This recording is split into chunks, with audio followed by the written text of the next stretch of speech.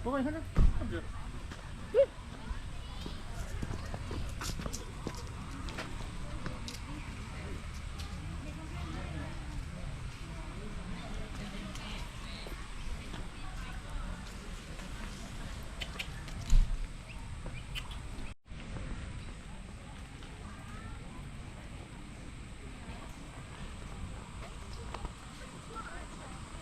And you'll notice that she is going to be swinging around this very interesting item called a lure. And a lure is a falconry tool we use to exercise and demonstrate their natural hunting abilities. So we made this lure ourselves. It's just a piece of string and leather. And we've got to make sure that Charlie sees us. So Tyron's going to pop off the stage for just a second. Charlie's getting a jump start at the top of the hill, by the way. But yeah, we made this lure, so it's just string and leather, but most importantly, it's got a piece of her food tied to it, and that's what she's wanting to catch today. So here she comes. Snatch this off of Tyron. It's actually sneaky and pull it back at the last second, and that's called a toss. So we do a few of these. She's a very fit bird. She can go for ages. But we will let her win. So we won't tease her for too long. Eventually she will get that and she will have the satisfaction of catching something, and we will reward her heavily for her hard work. So it is a little bit breezy out there today. So she will be trying to find thermal columns. She'll be trying to find the breeze to her advantage so that she can try and ambush Karen. And as she's coming back, she'll also use the roof over our head to try and sneak attack as well. There she goes. Breeze really. They will be snatching it out of mid-air. So that means they go for other birds. Now falcons really like to eat pigeons. Big round of applause for Karen and Charlie. They did a really good job. Charlie has had a great fly, so she's actually panting at the moment. They eat pigeons, they will eat starlings, lorikeets, budgies, pretty much any bird that flies in a large flock. So there's a good chance they're going to catch at least one of those birds. Now flying horizontally or side to side is not when a falcon is at their fastest. We have clocked Charlie going at speeds up to 150 kilometers per hour as we're swinging around that lure. And we know that information because she wears a special tracking device. But in the wild, they can reach speeds closer to 400 kilometers per hour. But mind you, this is when they're flying vertically, not horizontally. So what happens is they will position themselves higher than the flock of birds they want to target. They'll tuck their very stiff feathers and wings into their body. And Koala barking out because he does go woof, woof, woof, woof.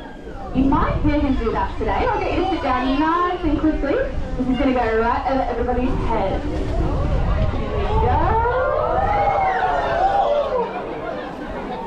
Now, he does go woof woof, but he makes other noises. As he's flying, you might hear him trill. Oh, wait for these people to sit down, Shappy. Off you go. So he's trilling at the moment. That's a very excited noise.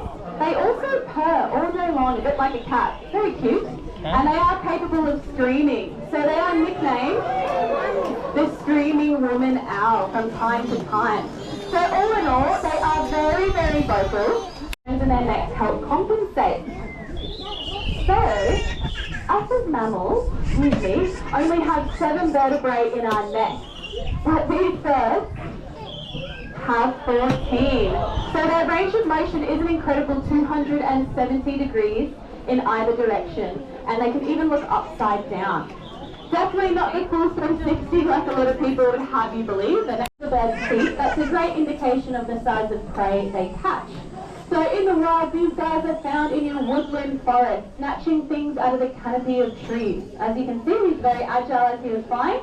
So he would be able to snatch out a possum, a cute little sugar glider, and even another bird from time to time. Something like a cockatoo even. Now, if they caught something bigger themselves, like a possum, they wouldn't eat the whole thing. That's too much meat. So they just eat the best bits. And for the raptors, those best bits are usually brains, the heart, any other meaty bits. And then they can be a little bit wasteful and leave the carcass for another scavenger species to clean up. But from time to time here at Lone Pine, Snap does enjoy the odd rodent. So yummy! He's going to show it off apparently. And down the hatch it goes. Well done, Snap. So as you can see, if it's nice and bite-sized, they don't muck around. They don't want to waste time pulling it apart piece by piece, limb by limb, because that's going to attract a lot of attention, and then something else might of the wedge-tailed eagle. And here in Australia, our wedge-tailed eagle is actually the largest raptor we have. Some of you with eagle eyes may have noticed, there he is to the right-hand side. Some of you guys may have noticed that there is a wedge-tailed eagle on our island over there. And the one on our island is named Talon. Talon, unfortunately, was shot by a farmer 20 odd years ago. They used to be heavily persecuted by farmers, and he now has only one wing. The other one was partially amputated. So a lot of people think, is he part of the show? Well, he's not. He cannot fly, so we give him his food later on. So if you have a moment later on, head down to the island to visit him to show him some love. Now, Omega over there is having a little bit of fun on the breeze. As I said earlier, there is a lick of wind, but here he is. And you may have noticed he had a whole host of crows behind him. Now these crows have just had chicks, so they're being good parents and trying to get these predators out of their territory. And they will actually stay only near his head. So they're very smart, the crows. They'll stay away from his feet, and he's not agile enough to turn around and grab one like the falcon is. So just if you're wondering why he can't catch any of those magpies or crows, that is the reason. Now he's got a pretty impressive wingspan on him. It's around 2 meters for a male, but in the raptor world, females are bigger to protect the nest and things like that. So their wingspan is closer to 3 meters. They weigh almost 5 kilograms.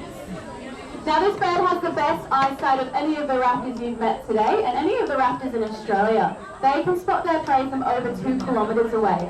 So it's because of that reason you'll see them soaring and gliding a couple of kilometers above, but you'll only see them as a tiny little black speck.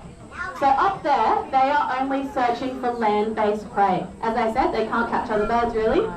So they will be going after rabbits and foxes, as well as feral cats. And it's really good they eat all of those prey items, because they were introduced to Australia and now they are all pest species. So they're doing us a service eating all of those animals. From time to time, though, when they have the help of their partner, they can take down kangaroos. What they will do is fly around for a couple of hours, making sure that animal is fatigued enough for them to go into the kill. Now, it's got very big, powerful feet and sharp talons. That back talon is so sharp, it can puncture all the way to vital organs of their prey. But these birds are usually hunting during the day, so we're going to take shots down to the after show area in a little hour if you want to see him closer. Otherwise, head down to the T-shirt show starting at 1:30. Thank you for joining us. Have a nice day at Lone Pine. See you later.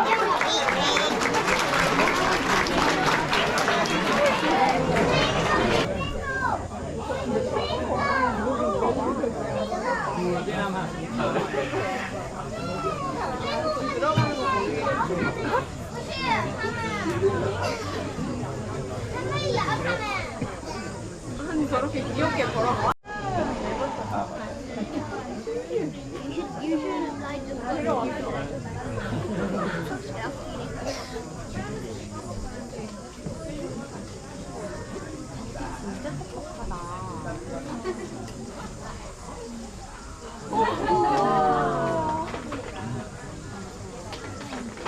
목각이 막는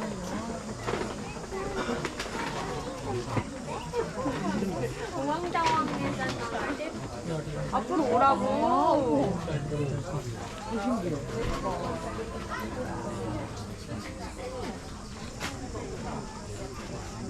너무 귀여워.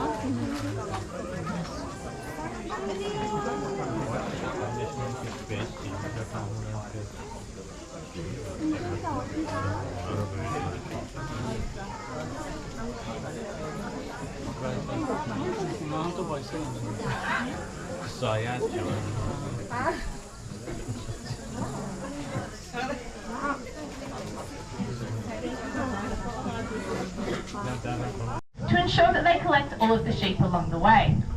Now the reason for this is sheep are notoriously sneaky and cheeky animals, and they do like to hide. Out there on our big large properties, their favourite hiding places are down in dry creek beds and in gullies, under shrubs and bushes and things like that. So if we send the dogs out there on that big nice wide arc, ensures that they'll gather all of those sheep together, they'll collect them all and then bring them down towards the person asking them to do the job. Now what you're about to see is two natural instincts of two completely different animals working together to achieve a goal. The dog's natural instinct to gather something together and bring it towards us as close as they possibly can, and the sheep's natural instinct to all move together in a mob scenario. So basically if one sheep goes rogue, generally that sheep will come back to the rest of the mob, generally. So what Lucy's going to do right now, she's got a bit of a work cut out for her. She's going to put pressure on these sheep. Now these sheep have found a really nice, cool spot at the top of the hill there. It's nice and shady, there's a really nice breeze flowing through up there. So Lucy needs to put on a bit of pressure to encourage the sheep down the hill. Now I am just going to turn the microphone off for a second, just to give her a little bit of a helping hand. And she's going to show you that amazing natural instinct to bring the sheep down here to me.